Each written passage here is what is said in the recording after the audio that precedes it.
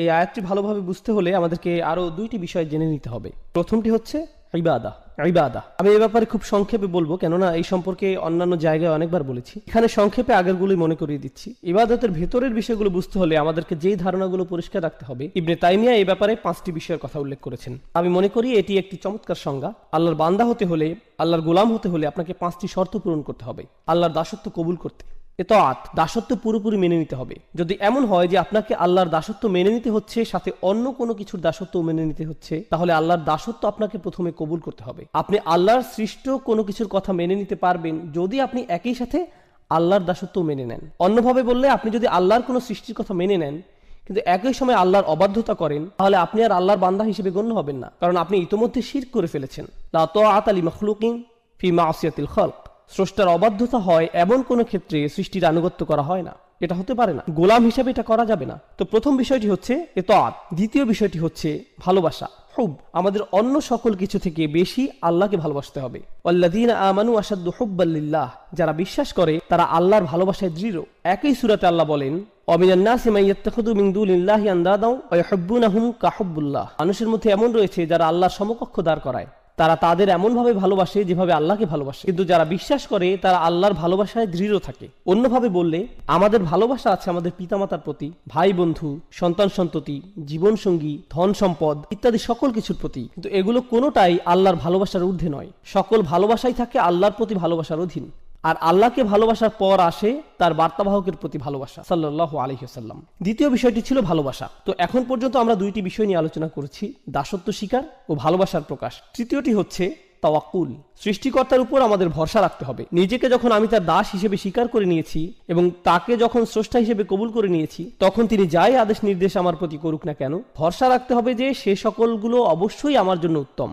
যে অবস্থাতেই তিনি আমাকে নিবন্ধিত করুন না কেন, তার উপর ভরসা রাখতে হবে। ভরসা রাখতে হবে যে যদি আমি তার কথা মেনে নেই, তাহলে তার কোনো আদেশ আর আমার জন্য যত কঠিন হোক না কেন, সেটাই উত্তম পন্থা। ইউরিদুল্লাহু আন ইউখাফফিফা আনকুম। আল্লাহ তোমাদের জীবন সহজ করতে চান, তোমাদের বোঝা হালকা করতে চান। আমরা ভাবি যে আল্লাহর কথা মেনে নিলে জীবন কঠিন হবে, আর তার অবাধ্য হলে জীবন সহজ হয়। আমাদের অনেক সময় এমন হয় যে আমরা চিন্তা করি, আহা, সবকিছুই শুধু হারাম, এত কঠিন, ইসলাম খুবই কঠিন। আল্লাহ বলছেন, না, আমি আসলে তোমাদের ইসলাম দিয়েছি যাতে তোমাদের জীবন সহজ হয়। আর আমাদের অবশ্যই বিশ্বাস করতে হবে যে এটা সত্য। আল্লাহর উপর আমাদের ভরসা রাখতে হবে, তাওয়াক্কুল থাকতে হবে। তো আমাদের হলো দাসত্ব, ভালোবাসা এবং ভরসা। চতুর্থ বিষয়টি হচ্ছে আন্তরিকতা বা অকৃত্রিমতা। যখন আমরা কোনো কিছু করি, বিশেষ করে সেটা যদি ইবাদতের বিষয় হয়, আমাদের সেটা শুধুমাত্র আল্লাহর জন্যই করতে হবে। আপনি আল্লাহর সাথে অন্য কোনো বিষয় একত্র করতে পারবেন না।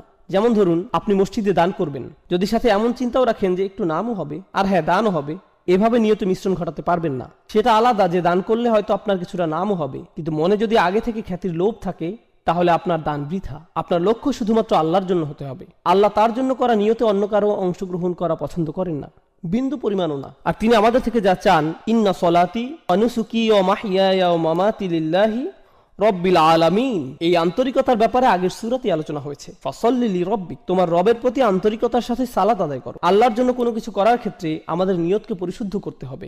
মাঝে মাঝে ধরুন, এটা যদিও একটু বাইরের আলোচনা কিন্তু গুরুত্বপূর্ণ, আমরা বিভিন্নভাবে দিনের জন্য কাজ করি। কেউ হয়তো মসজিদে সরাসরি সেবাদান করে, কেউ হয়তো মসজিদ কমিটিতে কাজ করে, কেউ হয়তো দাওয়াতি কাজ সম্পন্ন করে, কেউ ইসলামিক স্কুল পরিচালনা করে, অথবা কেউ ইসলামিক ওয়েবসাইট চালাতে সহায়তা করে। যেটাই হোক, যেভাবেই হোক, আমরা দিনের জন্য করি কোনো না কোনো উপায়।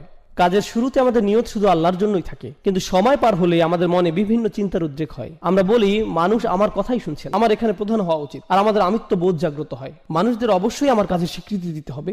এখন তো কেউ আমার প্রশংসাই করছে না, লোকজন আমার মতের মূল্যায়নই করছে না, আর এতদিন যা কিছু করেছি কিছুই আমলে নিচ্ছে না। এখন বলুন, আমাদের এই কাজ আল্লাহর জন্য নাকি মানুষের স্বীকৃতির জন্য? আর এভাবে আমাদের মনে যা ঘটে সেগুলো কেউই তেমন ভাবে লক্ষ্য করে না, অথচ সময়ের সাথে এভাবেই নিয়ত পরিবর্তিত হতে থাকে। আপনি সততার সাথে আল্লাহর জন্য শুরু করেন হয়তো, কিন্তু সময়ের সাথে আন্তরিকতায় ভাটা পড়ে। আমাদের অবশ্যই ইখলাস বজায় রাখতে হবে, সেই আন্তরিকতা ধরে রাখতে হবে। এখন সর্বশেষ ও সর্বাধিক গুরুত্বপূর্ণ বিষয়টি, যা ইবাদতের সাথে জড়িত, আমরা ইতিমধ্যে 4টি বিষয় নিয়ে আলোচনা করেছি, পঞ্চম বিষয়টি বাকি আছে। সহজ ভাষায় আমি এটাকে বলি দাসত্বের শর্ত। লক্ষ্য করবেন, যখন আপনি কোনো চাকরিতে যোগদান করেন, আপনার কোম্পানি ও আপনার মধ্যে একটা চুক্তি সম্পন্ন হয়। চুক্তিতে বলা থাকে আপনি কোম্পানির জন্য কি কি করবেন এবং কোম্পানি আপনার জন্য কি কি করবে। একইভাবে স্বামী স্ত্রীর মধ্যেও চুক্তিনামা থাকে, আমি তোমার জন্য এগুলো এগুলো করব, তুমি আমার জন্য এগুলো এগুলো করবে। চুক্তিনামা, শর্তের আদান প্রদান। একইভাবে সন্তান এবং মা বাবার মধ্যে অধিকারের বিষয় থাকে, এগুলো আমাদের অধিকার, এগুলো তোমাদের অধিকার। এখানেও আদান প্রদান হচ্ছে। পরস্পর বোঝাপড়া এখানেও দেখা যাচ্ছে। যে কোনো রাষ্ট্র বা সরকারের সাথে সেখানকার জনগণের একই ধরনের বোঝাপড়া হয়। তোমরা এই পরিমাণ কর দিবে, এই আইন কানুনগুলো মেনে চলবে, বিনিময়ে আমরা তোমাদের এই সেবা দিয়ে যাব। স্পষ্ট বিনিময়। সাধারণত এই ধরনের বিনিময়গুলো কিছু আপোষ মীমাংসা বা বোঝাপড়ার মাধ্যমে হয়, অর্থাৎ দুই পক্ষই এগিয়ে আসে, আলাপ আলোচনা করে, শেষে আপোষের মাধ্যমে সমঝোতা হয়। কিন্তু যখন আমরা আল্লাহর বান্দা, তখন এই ধরনের শর্ত বা সমঝোতা কি করে ঘটবে? এগুলো কি আলোচনা বা আপোষ মীমাংসার মাধ্যমে হবে? অবশ্যই না। সকল শর্তই আসমান থেকে আসবে, আপনাকে শুধু মেনে নিতে হবে। অর্থাৎ আপনার কোনো যোগ্যতা নেই যে আপনি নির্ধারণ করবেন আল্লাহর বান্দা হতে হলে কি কি মেনে চলবে আর কি কি মেনে চলবেন না, আল্লাহর উপাসনার জন্য কি কি করবেন আর কি কি করবেন না, আল্লাহকে মেনে চলার জন্য কি করবেন আর কি করবেন না। আপনি নিজে কখনোই নিজের জন্য এগুলো নির্ধারণ করতে পারেন না। এই ব্যাপারে সকল শর্ত, সকল কর্তৃত্ব শুধুই আল্লাহর।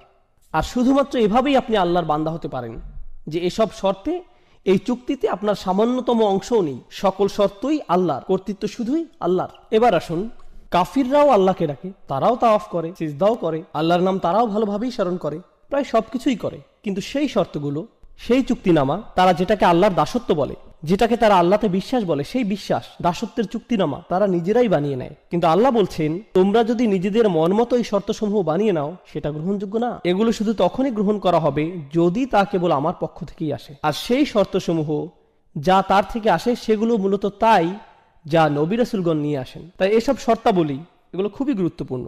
আপনাকে একদিন কেউ বলল, জানো, আমি সৃষ্টিকর্তাকে খুবই ভালোবাসি, আমি প্রায়ই তার উপাসনা করি, প্রার্থনা করি। আসলে আপনি করেন না। আপনি করেন না, কেননা আপনি যদি সৃষ্টিকর্তার প্রার্থনা করেন নিজের মন মতো করে, তাহলে কিভাবে আপনি তার গোলাম হবেন? যখন আপনি সৃষ্টিকর্তার প্রার্থনা করবেন এমনভাবে, ঠিক যেমনভাবে তিনি আপনার নিকট আশা করেন, এটাকে সৃষ্টিকর্তার সঠিক উপাসনা বলা যায়। শর্তগুলোর সংজ্ঞা কেবল আল্লাহর পক্ষ থেকেই আসতে পারে। আল্লাহতে বিশ্বাসের অর্থ আসলে কি কি? আল্লাহকে মেনে চলার অর্থ কি? আল্লাহর ইবাদত করার অর্থটাই বাকি। এটি হলো প্রাথমিক আলোচনা। দাসত্বের শর্তসমূহ দুইটি বিষয়। আমি চাই আপনারা ইবাদত শব্দটার আসলে আরবিতে কি বোঝায় সেটা আগে জেনে নিন। কিংবা বলা যায় উবুদিয়্যাহ শব্দটি, যেটি মূলত মাজদার ব্যাকরণ অনুযায়ী, এটি মূলত দুটি বিষয়ের সমন্বয়। এখন আমি যদি শুধুমাত্র যে কোনো একটি আপনাদের সামনে প্রকাশ করি, তাহলে মূল অর্থটি অসম্পূর্ণ থেকে যাবে। মূলত এটি ক্লাসিক্যাল আরবির সামনে ইংরেজি ভাষার একটা সীমাবদ্ধতা। ক্লাসিক্যাল আরবি ভাষা একই সময় বিভিন্ন বৈশিষ্ট্যের প্রকাশ ঘটায়। এখন আমরা যদি কোনো বিষয়ের ক্ষেত্রে পুরোপুরিভাবে অর্থের প্রকাশ না ঘটাই, বাক্যের আংশিক প্রকাশ আমাদের মনে গন্ডগোল বাঁধাতে পারে। তো দুইটি পরিভাষা যা ইবাদত শব্দটির সকল বৈশিষ্ট্য ও গুণাগুণ পরিপূর্ণরূপে প্রকাশ করে, সে দুইটি হলো প্রার্থনা ও দাসত্ব। হ্যাঁ, এই দুটির সমন্বয়, প্রার্থনা ও দাসত্ব। আমরা সাধারণত যে কোনো একটি গ্রহণ করে থাকি, কিন্তু ইংরেজিতে দুইটি সম্পূর্ণ আলাদা শব্দ, যা ক্লাসিক্যাল আরবিতে একটি শব্দে প্রকাশ পায়, ইবাদাহ এবং উবুদিয়্যাহ। তাই যখন আল্লাহ রাসূল সাল্লাল্লাহু আলাইহি ওয়াসাল্লাম বলেন লা আ'বুদু মা তা'বুদুন, এর মানে শুধুমাত্র এই না যে আমি প্রার্থনা করব না, বরং এর মানে এও দাঁড়ায় যে আমি দাসত্ব স্বীকার করব না, আমাকে তোমরা গোলাম বানাতে পারবে না। খুব সংক্ষেপে আমি আপনাদের প্রার্থনা এবং উপাসনা করা এবং দাসত্বের মধ্যকার যে পার্থক্য, সেটি দেখিয়ে দিতে চাই। যখন মাগরিব আসলো, আমরা আল্লাহ তাআলাকে স্মরণ করছি, প্রার্থনা করছি। যখন এশার সালাতের সময় আসবে, আমরা আল্লাহর প্রার্থনা করব। কিন্তু এই দুই নামাজের মাঝখানে সময় আমরা কি করি? এই দুই নামাজের মাঝখানে যখন আমরা ছিলাম, এই দুই নামাজের মাঝখানে আমরা ছিলাম আল্লাহর দাস। যখন আপনি ঘুমাচ্ছিলেন, তখন আপনি প্রার্থনা করছিলেন না, কিন্তু ঠিকই আপনি ছিলেন তখন আল্লাহর দাস। যখন আপনি ঘুম থেকে উঠলেন, দাঁত ব্রাশ করলেন, নাস্তা করলেন, আপনার কাজে যাওয়ার জন্য গাড়ি ড্রাইভ করলেন, সে সময় আপনি প্রার্থনা করছিলেন না, কিন্তু তাহলে আপনি কি করছিলেন? যদিও হয়তো এই সময় আপনি কোরআন তেলাওয়াত করছিলেন না বা কোনো জিকির আজকার করছিলেন না, কিন্তু ঠিকই এই সময় আল্লাহর দাসই ছিলেন। তো বলা যায় যে প্রার্থনা হচ্ছে নির্দিষ্ট কিছু কাজ, রোজা রাখা, নির্দিষ্ট সময়ে সালাত আদায় করা, হজ করা, কোরআন তেলাওয়াত করা, দান সাদকা করা, এগুলো সবই নির্দিষ্ট কিছু কাজ যেগুলো প্রার্থনা হিসেবে ধরা হয়। কিন্তু একজন দাস, একজন গোলাম, সে সর্বদাই আল্লাহর গোলাম, যদিও সে এই ধরনের কাজগুলো করে বা না করে। এই ধারণাটি আসলে খুবই শক্তিশালী, কেননা এর মানে দাঁড়ায় আমাদেরকে ঠিক সেভাবে জীবনযাপন করতে হবে যেভাবে আল্লাহ তাআলা চান। শুধুমাত্র জুমার নামাজে বা অন্য কোনো নামাজে আল্লাহকে মানবেন আর অন্য সময় মানবেন না, সেটা চলবে না। নামাজগুলোর মধ্যকার সময়ে আমরা আল্লাহর বান্দাই। হাফিজু আলা সলাওয়াত ওয়াস সালাতুল উস্তা। আলেমদের মধ্যে অনেকে বলেন এখানে সলাতুল উস্তা বলতে নামাজগুলোর মধ্যকার সময়ের কথা বলা হয়েছে। এই সময় আল্লাহর সাথে আমাদের কানেক্ট থাকতে হবে, এই সময়ে আল্লাহর সাথে আমাদের সম্পর্ক থাকতে হবে, আমাদের আল্লাহর প্রার্থনা করতে হবে, একই সাথে আল্লাহর দাসত্ব মেনে নিতে হবে। এখন আমরা হয়তো অনেকেই আল্লাহর প্রার্থনা ঠিকভাবেই করি, কিন্তু দাসত্বের ক্ষেত্রে, যেমন হয়তো আপনি আসরে নামাজ পড়েছেন, কিন্তু এখন ভাবছেন সময় তো আছে, একটু মুভি দেখা যায়। মাগরিব চলে আসলো, হ্যাঁ মাগরিবের নামাজেও চলে আসছেন, কিন্তু এভাবে আপনি শুধু প্রার্থনা করছেন, দাসত্বের শর্তে টিকছেন না, আল্লাহর বান্দা হতে পারছেন না। কার হয়তো একটি মদের দোকান আছে, কিন্তু সে 5 ওয়াক্ত নামাজ পড়ছে মসজিদে গিয়ে। তো এখান থেকে সহজে বোঝা যায় যে সে আল্লাহর প্রার্থনা সঠিকভাবে করছে, কিন্তু আল্লাহকে মানছে না, কোনোভাবেই সে আল্লাহর বান্দা নয়। তাই সমস্যা হয়ে যায় আমাদের এই ইংরেজি অনুবাদগুলোর কারণে। এই অনুবাদগুলো দেখে আমাদের মনে হয় যাক, অন্তত পক্ষে আল্লাহর প্রার্থনা তো সঠিকভাবে করছি, আমার কাজ তো হয়ে গেল। না না, আপনি আল্লাহর প্রার্থনা করছেন, কিন্তু আপনি আল্লাহর বান্দা নন। প্রার্থনা করা হচ্ছে একটি অংশ, দাসত্ব হচ্ছে অপর অংশ, এবং ইবাদা এই দুইটি অংশ নিয়ে গঠিত, শুধু একটিতে হবার নয়। এখন আরবদের ব্যাপারটি লক্ষ্য করুন।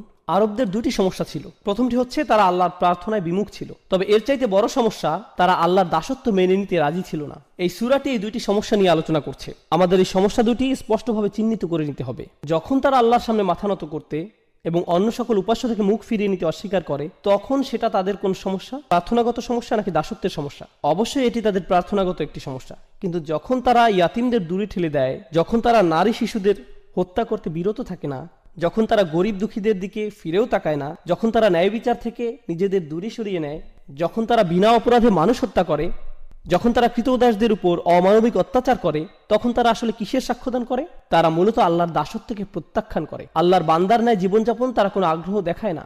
আপনি আল্লাহর বান্দা মানে আপনি আল্লাহর উপাসনা করেন এবং তার সাথে তার দাসের ন্যায় জীবনযাপন করেন, দুইটি বিষয়। এখন আয়াতটি আমরা ভালোভাবে বুঝব। লা আ'বুদু মা তা'বুদুন, এখানে লা আ'বুদু অর্থাৎ আমি দাসত্ব করব না এবং আমি প্রার্থনা করব না, যার ইবাদত তোমরা করছো। আমাদের বুঝতে হবে এই আয়াতে আল্লাহ রসুলকে বলা হয়েছে কাফিররা কিসের প্রার্থনা করত আর তারা কার দাসত্ব করত সে ব্যাপারে কথা বলতে। তো তারা কিসের প্রার্থনা করত এবং তারা কার দাস ছিল বলে মনে করেন? তারা বিভিন্ন মূর্তির, নিজেদের বানানো মেয়েকে ঈশ্বরের উপাসনা করত এবং তারা নিজেদের লোভ লালসার দাস ছিল। দুইটি বিষয়, তারা মূর্তিগুলোর পূজা করত এবং নিজেদের শাহাওয়াত, লোভ লালসার গোলাম হয়ে গিয়েছিল, নিজের নফসের পূজারী।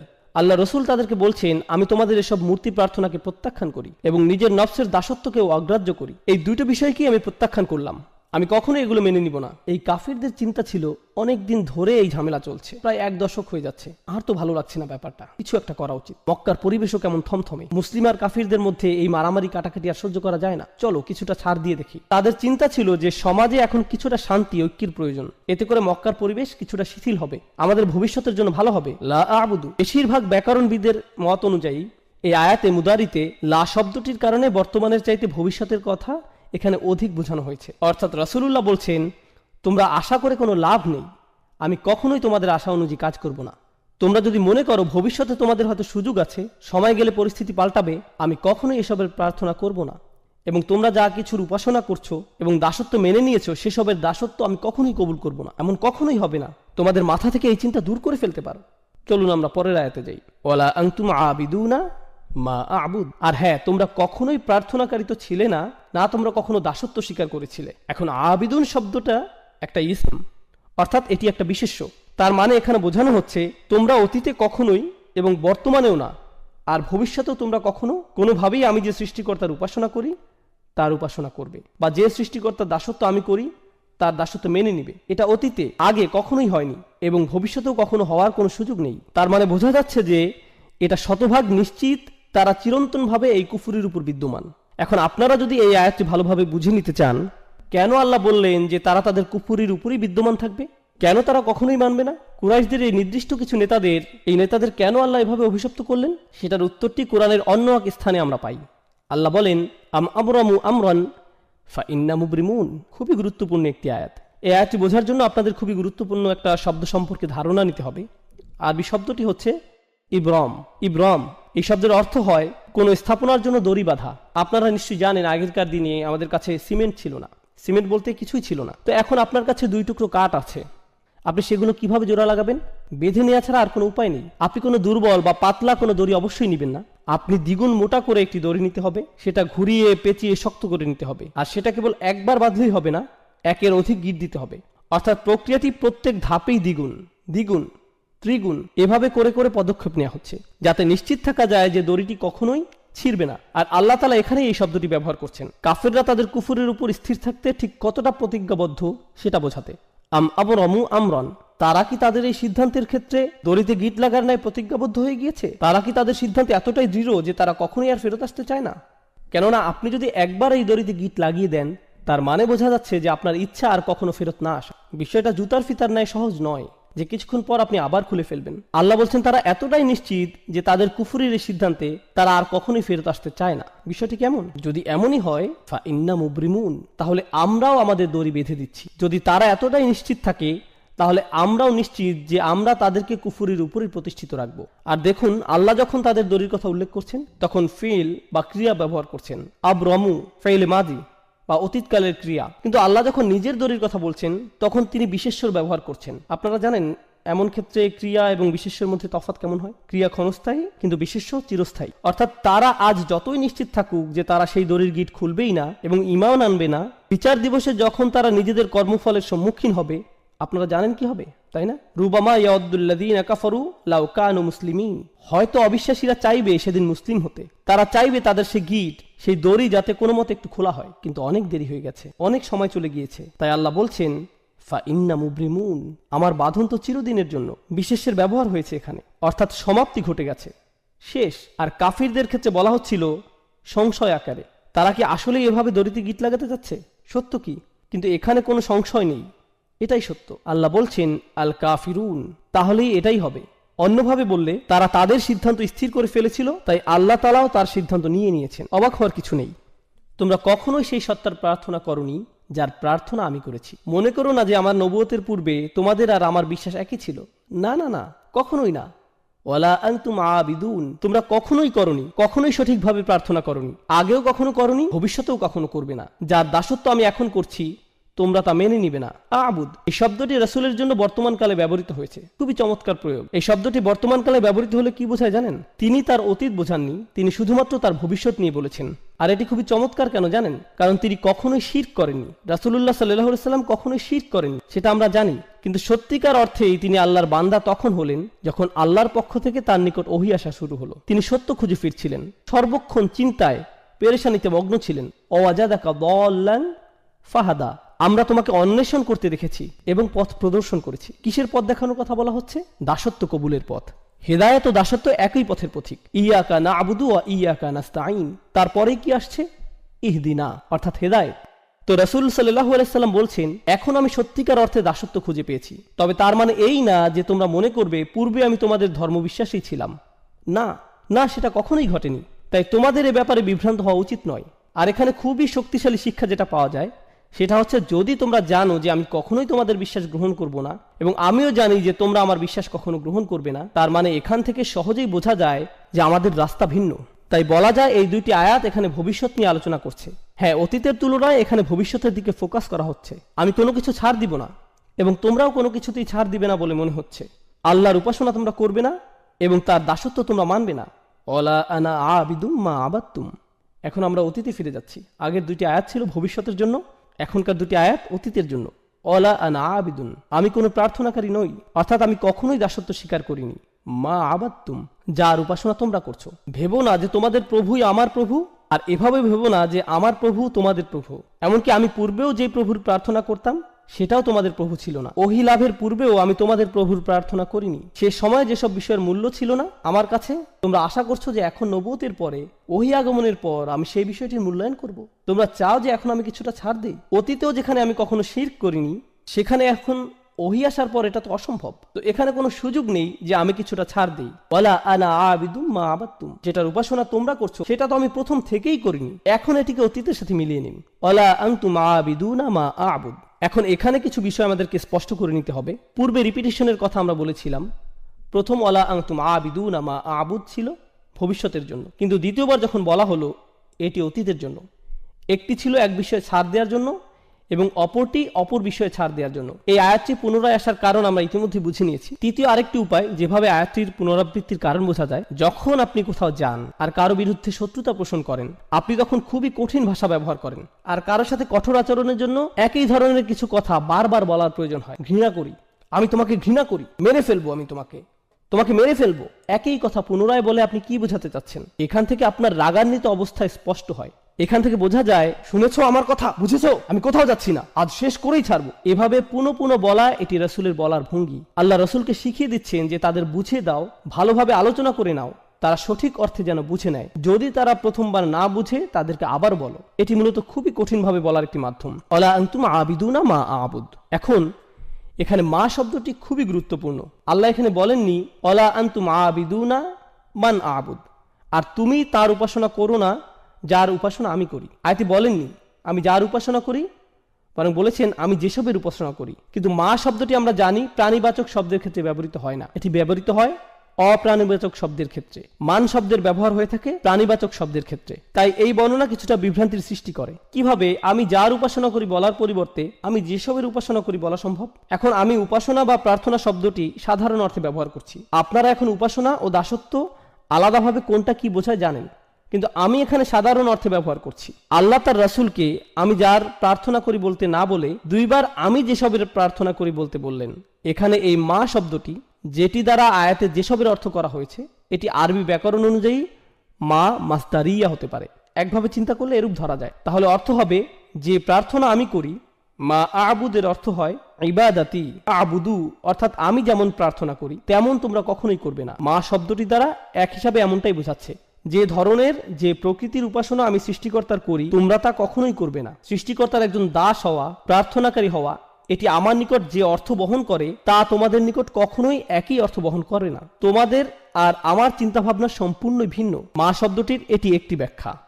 দ্বিতীয় যে ব্যাখ্যা মা শব্দটির করা যায়, যদি এটাকে ইসমে তাজ্জুব মৌসুলা, কি অসাধারণ সৃষ্টিকর্তার উপাসনা আমি করি, আর কি জঘন্য মিথ্যাচারের উপাসনা তোমরা করো। যখন মা বা কি শব্দটি আল্লাহর ক্ষেত্রে ব্যবহার করছেন দুটি বিষয় হতে পারে। বিষয়টি সহজ করে বোঝাতে চলুন আমরা কে এবং কি এর মধ্যকার পার্থক্যটা দেখি।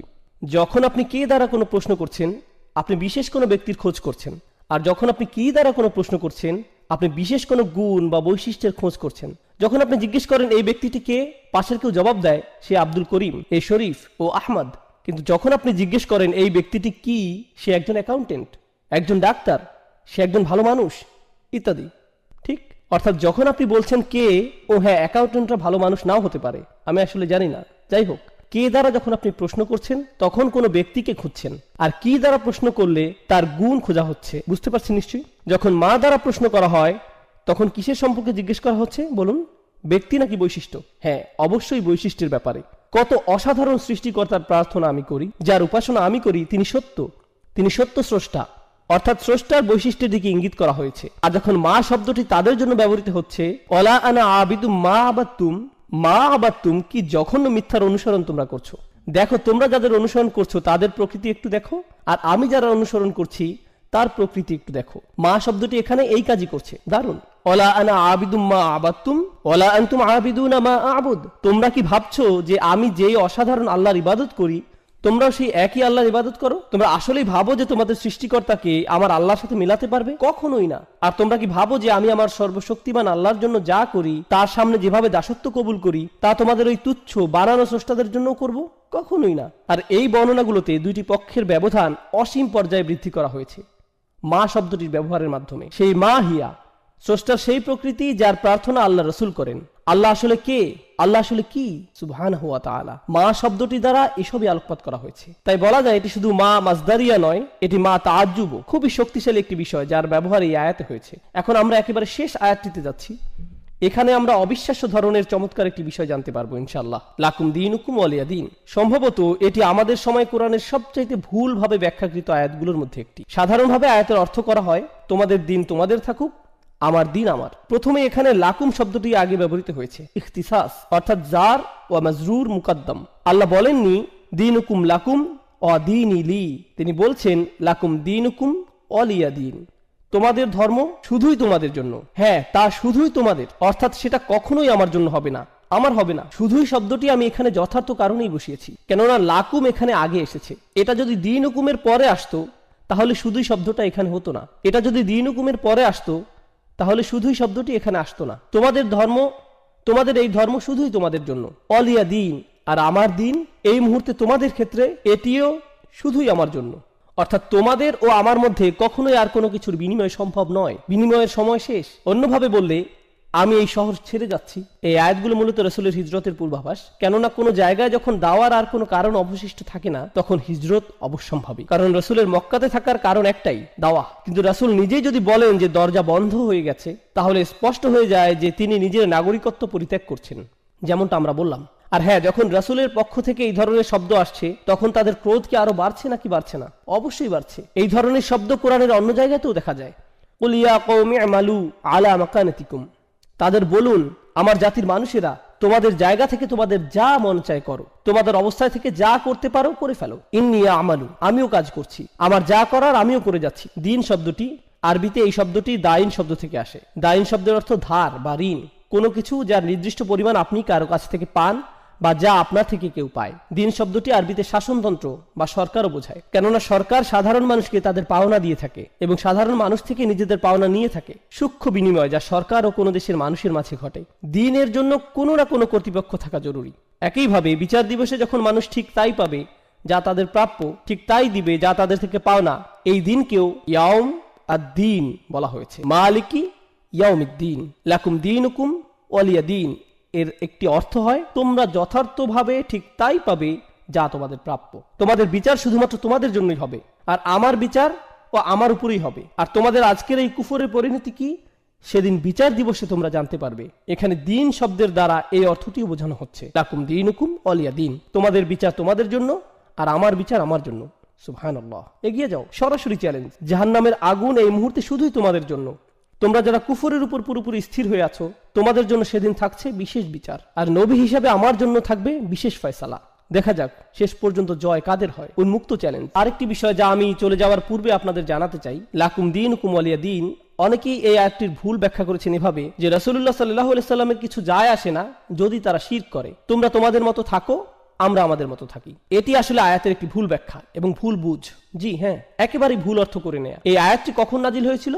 প্রায় 1 দশক দাওয়াত দেওয়ার পরে এই আয়াতটি নাজিল হয়। এরপর তাদেরকে বলা হলো তোমাদের যা করার তোমরা করতে থাকো আর আমি আমার কাজ করতে থাকবো। আর এখন আমরা আর শব্দ দ্বারা সংঘর্ষে যাব না, এখন সংঘর্ষ হবে তরবারি দ্বারা। অর্থাৎ অন্যভাবে বললে এই আয়াতটি সেসব লড়াই বা যুদ্ধের পূর্বাভাস যেগুলো সামনের দিনগুলোতে আসছে। এই লাকুম দীনুকুম ওয়ালিয়া দিন আয়াতে বলতে পারেন কেন আয়াতের শব্দগুলোতে সংঘর্ষের পূর্বাভাস পাওয়া যায়? কারণ এই মুশরিকরা তাদের মূর্তিগুলোকে কোথায় রাখছে? তারা এগুলোকে রাখছে বাইতুল হারামে।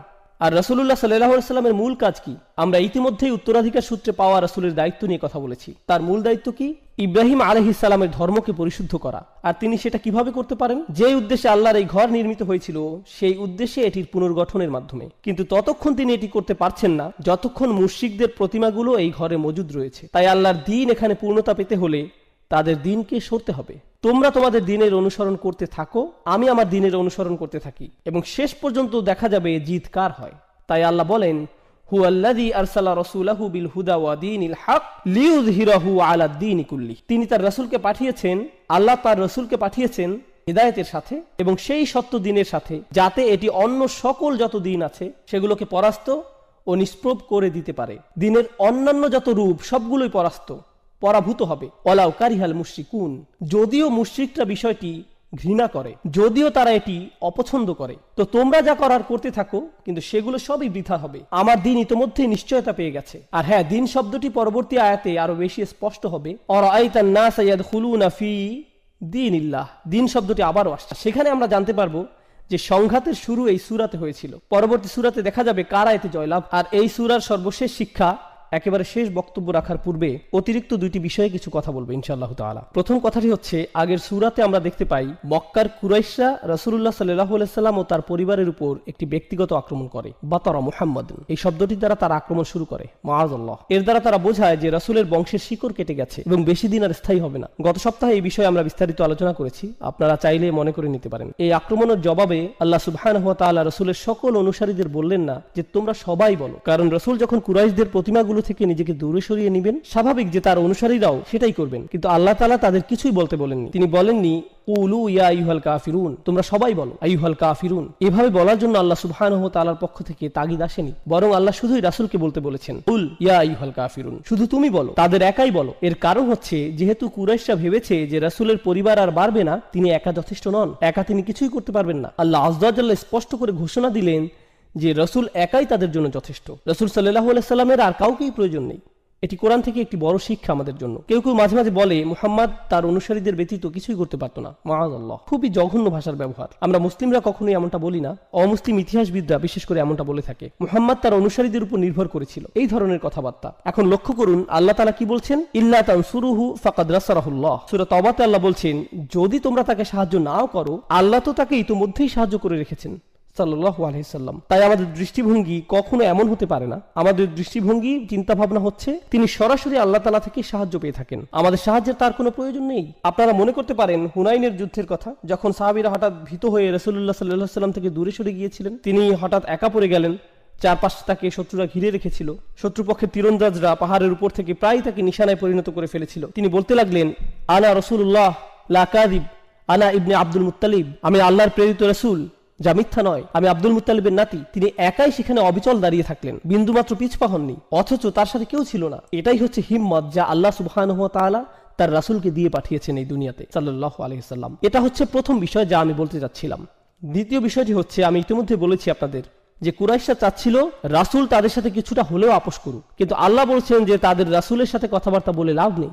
রাসূল তো শুধু আমার নেওয়া সিদ্ধান্ত তাদের জানাচ্ছে, এগুলো সবই আমার আদেশ। তাই সূরাটি শুধু ইয়া আইয়ুহাল কাফিরুন না বলে কুল শব্দ দিয়ে শুরু হচ্ছে, অর্থাৎ রাসূল সরাসরি তোমাদের বলছে না, বরং আমার আদেশে রাসূল তোমাদের বলছে। তাই রাসূলের সাথে আপোষ করে তাদের কোনো লাভ হবে না। এখন এই সূরার শেষে লাকুম দীনুকুম ওয়ালিয়া দীন, দিন শব্দের শেষে যে নুনটি রয়েছে এটি আসলে দ্বীনই হওয়ার কথা। তোমাদের নিকট তোমাদের দিন থাকুক আর আমার নিকট আমার দিন। আরবি ব্যাকরণ অনুযায়ী ইদফা হওয়ার কারণে এখানে শেষে ইয়া হওয়ার কথা, এক্ষেত্রে যাকে ইয়া মুতাকাল্লিম বলা হয়, কিন্তু অলঙ্করণের স্বার্থে এখানে ইয়া সরিয়ে ফেলা হয়েছে আর শুধুই কাসরা ব্যবহার করা হয়েছে। আপনি যদি মুসহাফ একটু চেক করে দেখেন তাহলে দেখবেন এটি বলছে লাকুম দীনুকুম ওয়ালিয়া দীন, শুধুই কাসরা শেষে আছে, অর্থাৎ ইয়া সরিয়ে ফেলা হয়েছে। আরবিতে এই নিয়মটিকে বলা হয় হাসফ, যেখানে একটি অক্ষরকে সরিয়ে ফেলা হয়। বিভিন্ন কারণে এটি প্রয়োগ হয়ে থাকে, তার মধ্যে একটি কারণ হচ্ছে বিস্ময়ের প্রকাশ, অর্থাৎ যখন আপনি খুবই উত্তেজিত বা আবেগী হয়ে পড়েন তখন দ্বীনই না বলে আপনি শুধু বলেন দিন। একইভাবে আমরা যখন আল্লাহ আযজা ওয়া জাল্লার কাছে প্রগাঢ়ভাবে সাহায্য চাই তখন আমরা রব্বি বলি না, তখন আমরা শুধুই রব বলে থাকি, রব্বিগফিরলি। এখানে রব্বি শব্দকে কেন সংক্ষিপ্ত করা হয়েছে? কারণ আমরা আল্লাহ আযজা ওয়া জাল্লার সামনে মরিয়া হয়ে আবেদন জানাচ্ছি, এটি অন্তর থেকে তার প্রতি নিবেদন। এইখানে এই সূরায় হাসফের ব্যবহার হয়েছে যাতে করে নিজের দিনের ব্যাপারে রাসূলের দাবি স্পষ্ট ও গাঢ় হয়, এটি আমার দিন। আরেকটি কারণ হচ্ছে ইয়া দ্বারা এখানে স্বয়ং রাসূলুল্লাহ সাল্লাল্লাহু আলাইহি সাল্লামকে বোঝানো হতো, কিন্তু হাসফের দ্বারা এই আয়াতে রাসূলের ভূমিকাকে সংক্ষিপ্ত করা হয়েছে আর আল্লাহর ক্ষমতাকে ফোকাসে আনা হয়েছে। প্রথমেই আল্লাহর ভূমিকাকে এই সূরাতে কুল শব্দের দ্বারা বর্ধিত করা হয়েছে আর শেষে ইয়া হাসফের মাধ্যমে এমন দাঁড়ালো যে আল্লাহ রাসূলকে বলছেন সব শেষে তুমি এক্ষেত্রে নিজের কথা উল্লেখও করতে পারবে না, এসব সিদ্ধান্ত আসলে তোমার দ্বারা হচ্ছে না, এই সিদ্ধান্তের পেছনে তুমি না। সুবহানাল্লাহ, খুবই চমৎকার, প্রবল ও কার্যকর উপসংহার এই সূরার। আর এখন আমি আপনাদের তৃতীয় এবং সবচেয়ে গুরুত্বপূর্ণ বিষয়, যেটি উল্লেখের মাধ্যমে এই বক্তব্য শেষ করব ইনশাআল্লাহ তাআলা। আমি আপনাদের প্রথম থেকেই বলেছি যে কোরআনের শেষ 10টি সূরা শুধুমাত্র রাসূলুল্লাহ সাল্লাল্লাহু আলাইহি সাল্লামের জীবনী বোঝার জন্যই গুরুত্বপূর্ণ নয়, বরং রাসূলের আদর্শের সাথে ইব্রাহিম আলাইহিস সালাতু ওয়াস সালামের আদর্শের সংযোগ বা সম্পর্ক বোঝার জন্যও গুরুত্বপূর্ণ। এখন শুনুন, আমি আপনাদের কোরআনের অন্য একটি জায়গায় নিয়ে যাচ্ছি। একটি বিশাল আয়াত থেকে আমি কেবল গুটি কয়েক শব্দ অনুবাদ করব। কদ কানাত লাকুম উসওয়াতুন হাসানাতুন ফি ইব্রাহিম, তোমাদের জন্য ইতোমধ্যেই ইব্রাহিমের জীবনীতে চমৎকার আদর্শ রয়েছে। ওয়াল্লাযীনা মাআহু, এবং তাদের মধ্যে যারা তার সাথে রয়েছে। ইয ক্বালু লিকওমিহি, যখন তারা তাদের জাতিকে বলল ইন্না বুরাউ মিনকুম ওয়া মিম্মা তা'বুদুনা মিন দুনিল্লাহ, আমরা পুরোপুরিভাবে তোমাদের সাথে সম্পর্ক ছিন্ন করলাম, এতে কোনো সন্দেহ নেই। শব্দগুলো মনোযোগ দিয়ে শুনুন। তারা বলল আমরা তোমাদের সাথে সকল সম্পর্ক ছিন্ন করছি এবং আল্লাহকে বাদ দিয়ে তোমরা যাদের যাদের উপাসনা করো সেগুলো যাই হোক না কেন প্রত্যেকের সাথে আমরা সম্পর্ক ছিন্ন করছি। আমরা তোমাদের সাথে এবং তোমরা যাদের উপাসনা করো তাদের সাথে সম্পর্ক ছিন্ন করলাম। শব্দগুলো কি পরিচিত শোনাচ্ছে? সুবহানাল্লাহ। আর তিনি বলে গেলেন কাফারনা বিকুম, আমরা তোমাদের প্রত্যাখ্যান করলাম। অন্যভাবে বললে আমরা তোমাদের বিশ্বাসকে অস্বীকার করলাম, তোমাদের ধর্মকে তাকফির করলাম। ওয়াবাদা বাইনানা ওয়া বাইনাকুমুল আদাওয়াতু ওয়াল বাগদাউ আবাদা, আর এখন আমাদের ও তোমাদের মধ্যে চিরদিনের জন্য প্রতিহিংসা ও ঘৃণার সূত্রপাত হয়ে গেল। হাত্তা তুমিনু বিল্লাহি ওয়াহদাহ, যতক্ষণ না তোমরা আল্লাহতে বিশ্বাস করছো যিনি এক ও অদ্বিতীয়। সুবহানাল্লাহ। আয়াতের শেষ অংশে ইব্রাহিম তার পিতার জন্য দোয়া করছেন আলাইহিস সালাম, যার মধ্য দিয়ে আয়াতটি শেষ হয়। কিন্তু আয়াতটির দিকে ভালো করে লক্ষ্য করুন, এটি কি প্রায় সূরাতুল কাফিরুনের অর্থের মতোই নয়? যেভাবে রাসূলুল্লাহ কুরাইশদের সাথে মোকাবেলা করছেন, তিনি তাদের সাথে বিরোধপূর্ণ কথাবার্তার মধ্যেও ইব্রাহিম আলাইহিস সালামের আদর্শের পুনরাবৃত্তি করছেন, শুধুমাত্র ফাসল্লি লিরাব্বিকা ওয়ানহার এর মধ্যেই নয়। সুবহানাল্লাহ, কত সুন্দরভাবে আল্লাহ তাআলা কোরআনের শিক্ষাগুলোকে সংযুক্ত করেছেন। ওয়াকাযালিকা নুফাসসিলুল আয়াহ, আর এভাবেই আমরা আয়াতগুলোকে ব্যাখ্যা করে থাকি। কত সুন্দরভাবে বিষয়গুলো যুক্ত হয়, ইতিহাস কতই না চমৎকারভাবে মিলে যায়। আর আপনারা সাথে এই বিষয়টি বুঝতে পারবেন। একটু আগে আমি যেটা বললাম, রাসূলুল্লাহকে একাই কথা বলতে হয়েছিল, নিজের সাথে অন্য কাউকে সম্পৃক্ত করার সুযোগ তাকে দেয়া হয়নি। অন্যদিকে ইব্রাহিম আলাইহিস সালামের অল্প কিছু অনুসারী থাকা সত্ত্বেও তাদের নিয়েই কাফিরদের সাথে কথা বলার আদেশ দেওয়া হয়েছে। বৈপরীত্যের দিকে লক্ষ্য করুন, কার অনুসারীর সংখ্যা বেশি? মুহাম্মদ রাসূলুল্লাহ সাল্লাল্লাহু আলাইহি সাল্লাম। ইব্রাহিম আলাইহিস সালামের অনুসারীর সংখ্যা খুবই কম, আমরা ইতিহাস থেকে এটা ভালোভাবেই জানি। তার অনুসারীদের কথা খুবই কম উল্লেখ করা হয়েছে, এমনকি তাকে একাই উদ্দেশ্য করে উম্মাতান বলা হয়েছে। কিন্তু অল্প যাই তার অনুসারী ছিল তাদেরকে সঙ্গে নিয়ে তাকে তার জাতির বিরুদ্ধে দাঁড়াতে বলা হয়। কিন্তু অপরদিকে রাসূলুল্লাহ সাল্লাল্লাহু আলাইহি সাল্লামের অনুসারী অনেক বেশি থাকা সত্ত্বেও তাকে বলা হলো, না না না, তুমি একাই তাদের বলো, একাই তাদের কাছে যাও, কারণ তাদের জানা দরকার তোমার ক্ষমতা কতটুকু। তাদের জানা দরকার যে তারা চাইলেই তোমার সাথে এভাবে কথা বলতে পারে না। সাল্লাল্লাহু আলাইহি সাল্লাম। আল্লাহ তাআলা আমাদের কোরআন বোঝার সঠিক সামর্থ্য দান করুন, সঠিক বুঝ দান করুন, আর রাসূলুল্লাহ সাল্লাল্লাহু আলাইহি সাল্লামের প্রতি আমাদের অন্তরে ভালোবাসা দান করুন। বারাকাল্লাহু লি ওয়া লাকুম ফিল কুরআনিল হাকীম ওয়া নাফা'নি ওয়া ইয়্যাকুম বিল আয়াতি ওয়া যিকরিল হাকীম। আসসালামু আলাইকুম ওয়া রাহমাতুল্লাহি ওয়া বারাকাতুহু।